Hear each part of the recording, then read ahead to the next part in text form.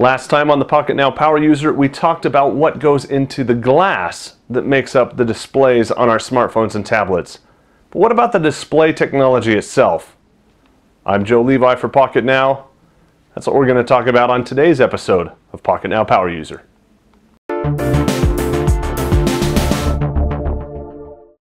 Pocketnow Power User is a series of videos that's aimed at taking the average consumer and turning them over time into a power user. That's what we're going to do today when talking about display types. First up, capacitive versus resistive touchscreens.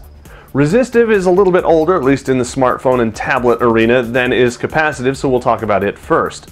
Essentially, when you touch a screen, you've got to register that as a touch. Otherwise, it's just a normal screen, right? A non-touch screen. Resistive was essentially a way where you would complete a circuit, and that circuit would then translate into X and Y coordinates. Generally speaking, you could have one touch point on those at a time, though technologies varied and some had multi-touch and whatnot on them. It was very nice when you had a stylus and you could make precise touches on the screen, but it wasn't very friendly for fingers, and really if you wanted to use your finger, you needed to use your fingernail. That's where we came around to capacitive touchscreens. Capacitive touchscreens are really interesting. They're much faster. You can have multi-point, you can have all kinds of cool things, and they work very nicely with fingers. Once we get past the touch technology to the screen technology, things get a little bit more interesting. First up is LCD, or liquid crystal display. Now, what we use in the majority of our devices today, if not all of them, are TFT displays, or thin film transistor technology. And yeah, I had to look that up because we refer to everything by acronyms anymore. It's LCD.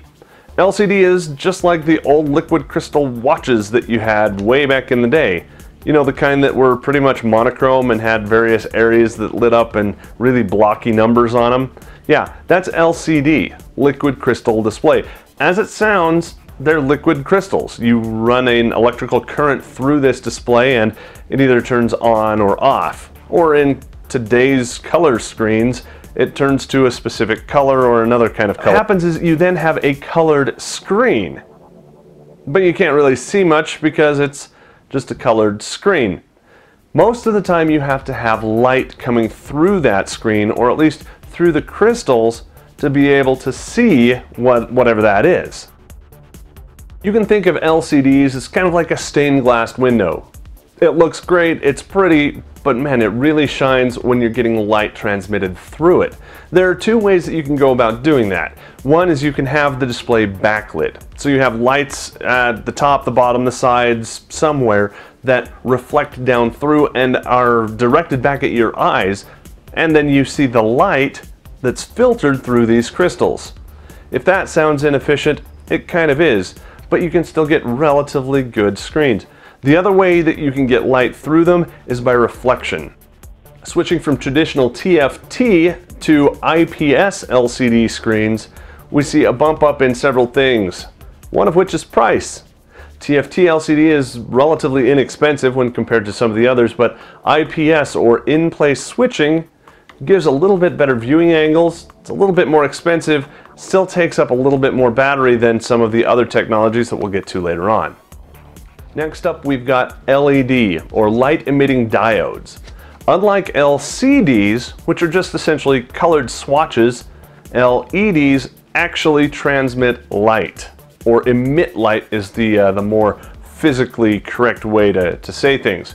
Now, if you look at a very large screen, like at a football stadium, that's probably a LED array with very big LEDs that are very bright. The concept is the same when you talk about smartphones and tablets that have LED displays, but the LEDs are much smaller.